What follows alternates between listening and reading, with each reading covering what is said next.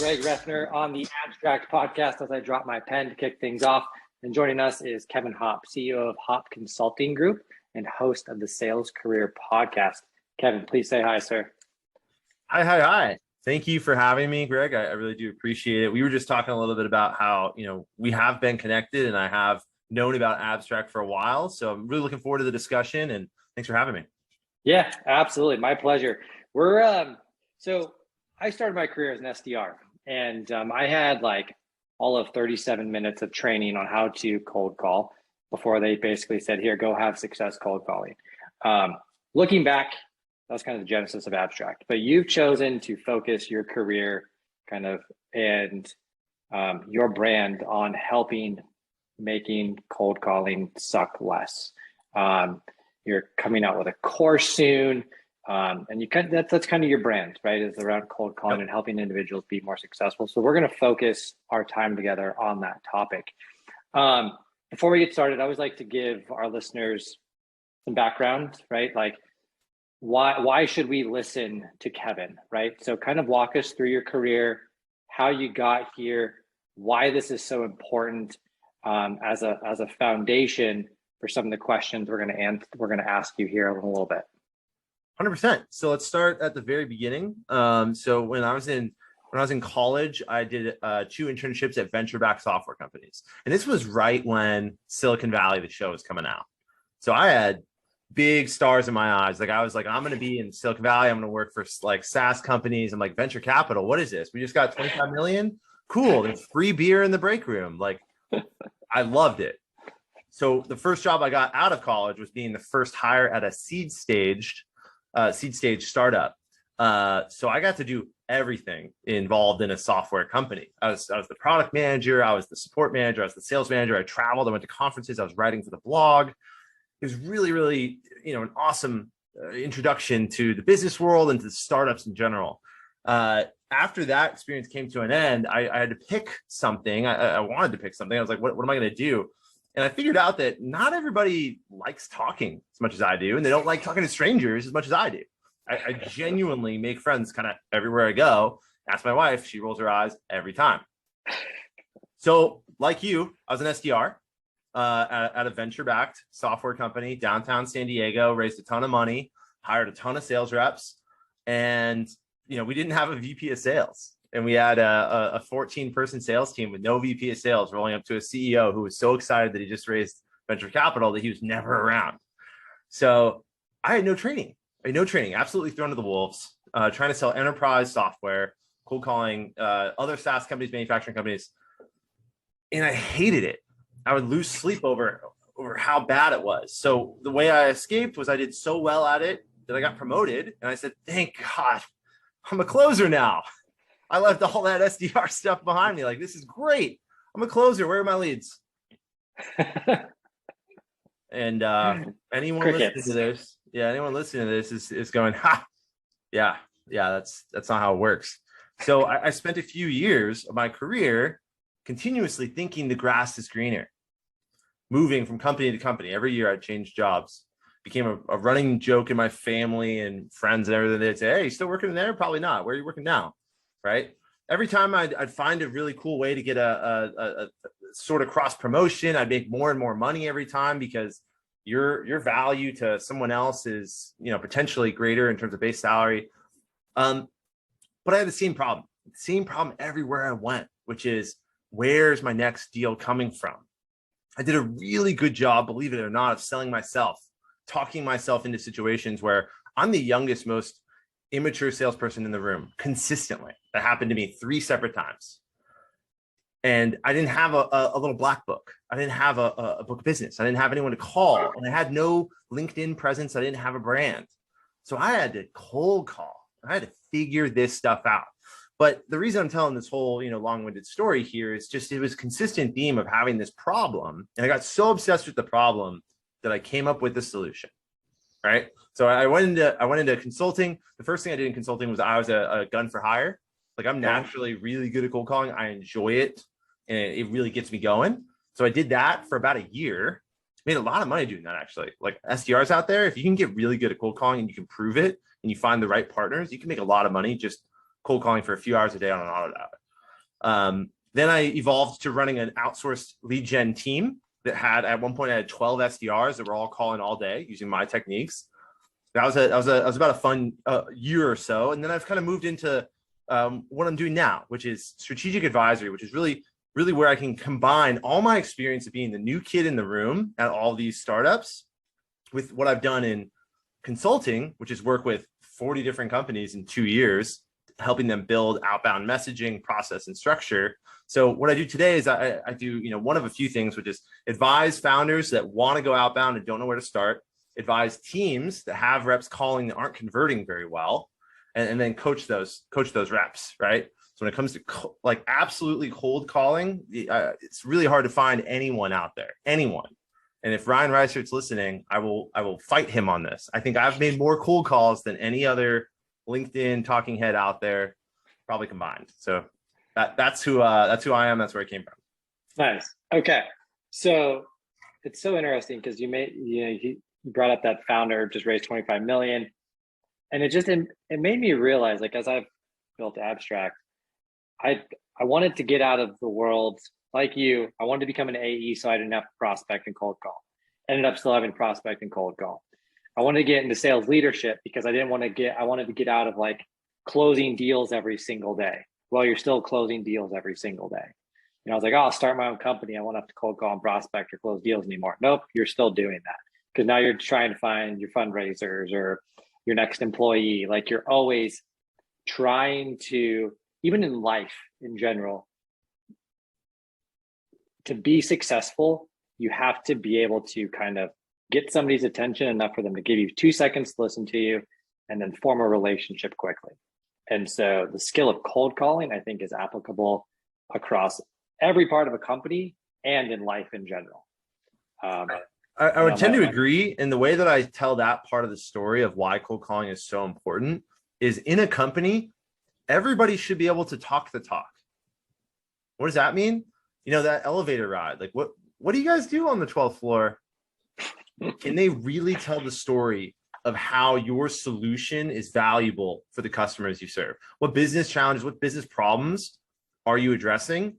And how does that change what your customers are doing today? Like, how does it really affect them? That's talking the talk. And that's the core of cold calling.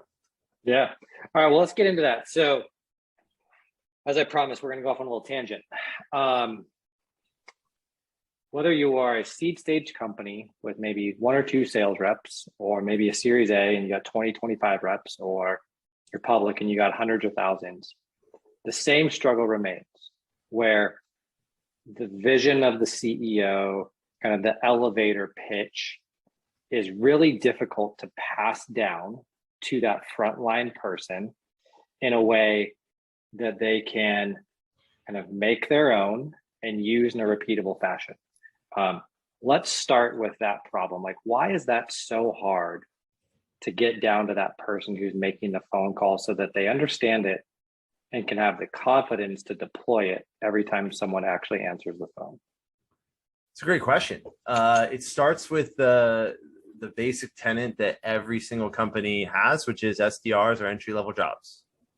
So and especially with the pandemic, what I've seen, when I ran the company, the outsourced company that I was doing, we hired a lot of people from SDR boot camps. So it wasn't like it used to be, like a lot of kids that were like me and you probably at the time, college educated, 20 something, young 20s. Here's your first job. You're a cold caller. Go get new business. Then it shifted during the pandemic to, hey, I'm a 45-year-old valet driver who can't drive valet anymore. I'm a 38-year-old mom of 3, and I used to do bookkeeping in this big office, and I can't do that anymore. Now I'm an SDR.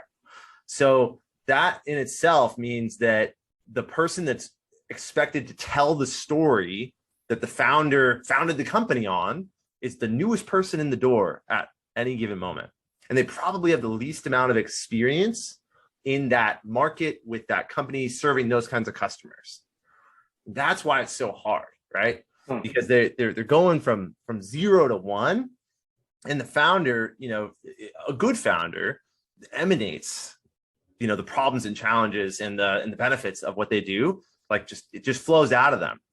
And I've worked with quite a few companies. This is a very common problem where the VP of sales or the founder can talk on and on and on and on and on about how great their stuff is, but they can't boil it down to like a sentence or two. And that is like, it's an art and a skill, right? And that's where, that's why I'm here. Okay. So let's, I love that you talked about, valet driver, bookkeeper, because I just interviewed an SDR this morning, and she got on and she was all, "Hey, I'm surprised you entertained talking to me. I've worked at a audio install shop behind a Best Buy. I was a valet driver, and I worked at Claire's as like a general manager." And I was like, in all those roles, you had to talk to strangers. You probably had to sell them something, and you had to be likable in a very short amount of time. Is that true? Like, she was like, yeah, absolutely. So I think that there's some opportunity in kind of exploring backgrounds of people that don't necessarily fit a stereotypical SDR, right? I think at 35, 40 years old, you have more life experience and you're more relatable than an SDR coming out of college. Anyways, what can that founder, VP of sales do? What exercises, without giving away kind of your course, Kevin, what are maybe one or two tips or tricks that they could do to kind of help them get to that one or two sentence value prop in a quick enough time to where when they are hiring SDRs, it becomes impactful? It's a good question. I would, the classic thing of like, explain to me like I'm 5 years old, right? If you can't explain what you do to a 5-year-old kid, it's not going to be able to be easily pitched to someone on the phone, right? And I think the missing piece is that when you become a CEO or you raise venture capital, you are somebody. You're now somebody. And especially with LinkedIn, like I've watched LinkedIn go from, like it wasn't a big deal to now it's like massive. Everybody's on LinkedIn. You can gather a huge following very easily, and you become somebody. Now, when you become somebody and you have this, what we call ego inside of you, it's very, very hard to even think about talking to someone who doesn't know who I am. You don't. My name's Kevin. My name's Kevin. I'm the CEO of Hopp Consulting Group. Well, take my call. But what? I didn't ask for this call. Happens all the time. It's all the time. So one of the things that is essential to how I train cold calling in general, giving away part of the sauce of the course, I don't mind. Like if you disagree with this, that's fine. If you agree with it, buy the course. But the sauce of the course is, let's like de-risk that whole situation by only having conversations with people who are ready to talk. Right. Number one, I think the number one problem with cold calling is false negatives, AKA, hey, I call Claire. Hey, Claire, how's it going today? Well, I'm okay. How are you?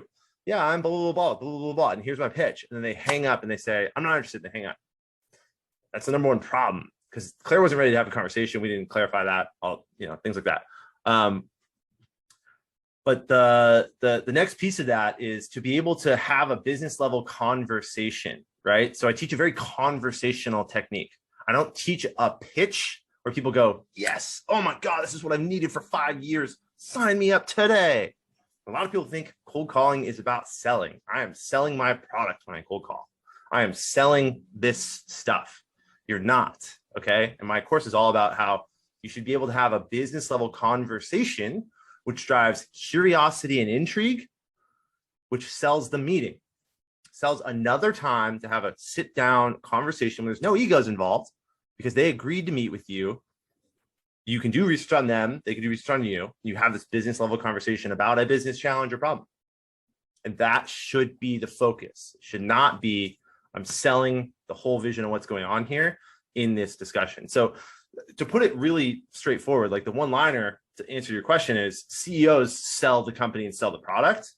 SDRs sell meetings.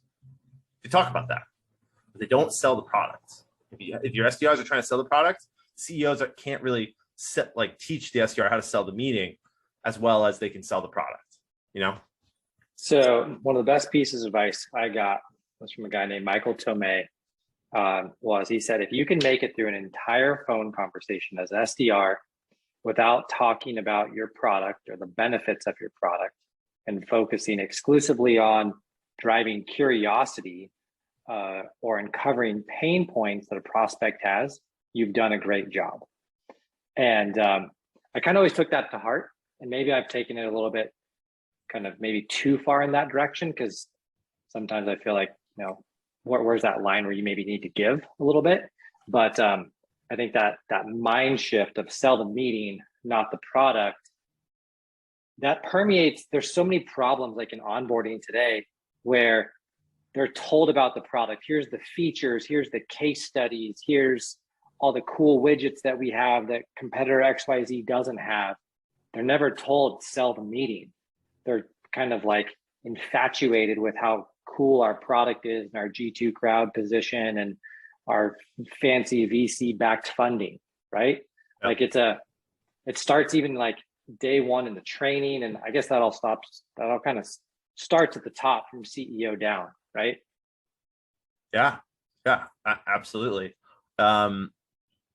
It's one of the things that like, I believe that you have to teach the art of the cold conversation separately from like actual even sales training, right? Like one of the kind of hotter takes I have is that really good closers shouldn't be cold calling. They should be focusing their skill set on other things and really developing their skill set and really leaning into that in a totally different way. And I think there is a little bit too much of the old school, like, source 50% of your own deals at all times, which puts pressure, right? And which goes to another, like, evolution that I am currently working to undertake, which is demand generation and outbound need to form an awesome base pillar for all of your sales. So demand generation, the idea that you go to the market and you educate them on what you do and you actually generate leads. Like people actually come to you because your marketing is developed in a way that people say, I didn't think about it that way. I guess I do want to have a conversation about that. You combine that with good quality outbound conversations. Now, all of a sudden you have people who are really good at selling, building relationships, proving value, driving deals, doing that. And you need both if you're really going to scale, right? So talk to me about why, we're tangent number 2. Talk to me a little bit about why, like if I'm outbound prospecting, let's say you, Kevin, I'm calling you, maybe I leave you a voicemail, I shoot you an email. I feel like there's companies are almost all also doing a disservice and not helping kind of support that effort, because if you're doing outbound really well, you're probably using messaging that might not be the same on a website, selling features, benefits, things like that. Do you ever work with your clients on kind of sales and marketing alignment to help aid in cold, I'm deviating a little bit from cold calling, but more like just cold outreach in general? I try. I try. Okay. I just ended an engagement with a client, long-standing client. It was great. But the biggest problem was I was hired to be the SDR guy. I did my job. Went from 0 to 4 SDRs, 0 closed 1 to over 6 figures and closed 1 from SDRs, all in 6 months, right? Nice. I did my job, but I saw the bigger problem. The bigger problem was that their marketing department wasn't playing the same fiddle as the sales department, right? And trying to like drive that alignment is tough, especially if you have marketing leaders that have never empowered a sales team, right? Like the other thing about like marketing is you could be in marketing and not be good for a marketing job at a software company that's trying to scale. Sure, there's basics of marketing like messaging and positioning, and the website needs to be good, SEO, like check the boxes. But how to empower a modern outbound sales team with marketing, that's different. That's rare, right? That's demand gen. Really good demand gen marketers are like, they should. I know a few that are comped as well as salespeople, like really highly compensated people, because they see it, they get it, and they know how to go across the aisle and put their arm around a guy like me and say, hey, Kevin, here's how we're going to go war on this. You know, here's how we're going to go outbound with this message. And if everyone's playing the same fiddle, works well. Incredible growth. Yeah. So, I mean, we keep coming back to this idea that you have multiple influences outside of just that SDR. You have leadership, you have enablement, you have marketing. Like there's so many other pieces just to the piece of the puzzle around cold calling that honestly, up until our conversation, I wasn't really kind of thinking about on a regular basis. I think it's easy to point the finger at an SDR and be like, oh, you suck at cold calling. But there's so many other influences. And so as part of the consulting that you do, you know, I think anybody who engages with you and uses your service should be open to kind of having you do an audit around the business to see, like, is there anything that's fighting these SDRs? There's anything that's causing friction with their success? That's right. There's my plug for your business because I love it. I appreciate that. So what's interesting is there's a lot of perspectives, but there's no perspective like the front lines. Yeah. Right. Because there's like what, you know, oh, I came from a competitive business. I've been in this for 5 to 7 years. Oh, blah, blah, blah, blah. Here's what we should be positioning it as. Then there's me saying, hey, I actually, you know, shadowed all 4 BDRs making calls this week. I heard 17 different decision makers talking about this business problem, and they didn't talk like that. Yeah. No, there's no, like, you can't fight with that. Right. And I think this should go full circle to plug Abstrakt, right? Which is understand what's going on in your calls and then learn from that and take what's going on in your calls to do better. And what's going on in your calls and the conversations you're actually having with your market should be more important than an opinion. Mic drop. Do you have a mic you can drop on the floor? Here we go. I love it. Absolutely. I mean, I couldn't agree more. It's, you know, use. Yeah. Yes. I'm just going to say yes. All right. So we didn't cover basically almost all of the questions I was supposed to ask you, Kevin, on this conversation. So apologies for that. I kind of want to wrap it up though, just from a time perspective. You know, I 100% agree with the direction kind of you think cold calling needs to go. I think it's applicable across any company size. I guess my kind of final question to you, Kevin, would be if you have advice for our listeners who are maybe trying, maybe I'm that SDR and I see the disconnect. Like, what could I do to maybe start to try to initiate some change within my company or maybe just within my team to help me be more effective at my job? Really good question. It's something that I struggle with in my career, right? Like if I, as a rep, as an individual contributor, if I had better voices above me that would like listen to like what I would say about what was going on the front lines, I probably would, you know, maybe I'd still be at that startup, right? Like I recently saw a startup that I quit working at. They raised their Series A like 6 months ago at a big valuation. They're like actually starting to take off now. And I sat there and I was like, man, if I had like, you know, like better leadership, I didn't have I had a, I'll be honest, I had a 63-year-old VP of sales. Wait, hadn't sold since dinosaurs walked the earth. Got it. Yeah, like it was just so different. And then the reason I quit that job is because I was like, I'm not playing the same game as this leader. Great guy, love hanging out with him and all that, but man, I just didn't see it the same way. So it is tough. Like it's tough to fight that uphill climb, right? In terms of like, how do you drive change in the organization? The number one way to like have an opinion on something is to back it up, right? So if you're not using call recording software, you should. Like very basics, right?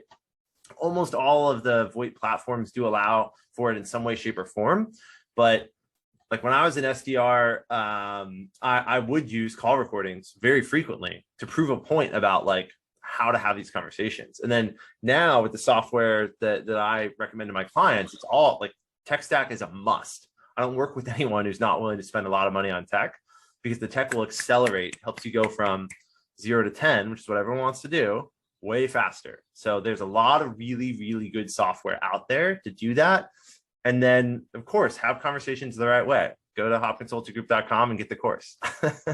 If you have conversations the right way, you're going to get that quality insight you need to prove your point if you're going to have a point of view.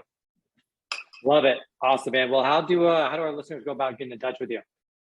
Well, check out my podcast, the Sales Career Podcast. It's not a tips and tricks show. So it's about the real life story of salespeople and what you can learn from that. I'm trying to go like more inside the actor studio / Joe Rogan than I am, the revenue podcast. Like it's not that show. So if that's ever interesting to you, check that out. But other than that, on LinkedIn, Kevin Hopp, happy to connect with anyone. Cool, man. Well, thank you for joining our podcast today. It's been a pleasure. And, hopefully our paths cross again in the future. Thanks for having me on, Greg. Cool. See ya.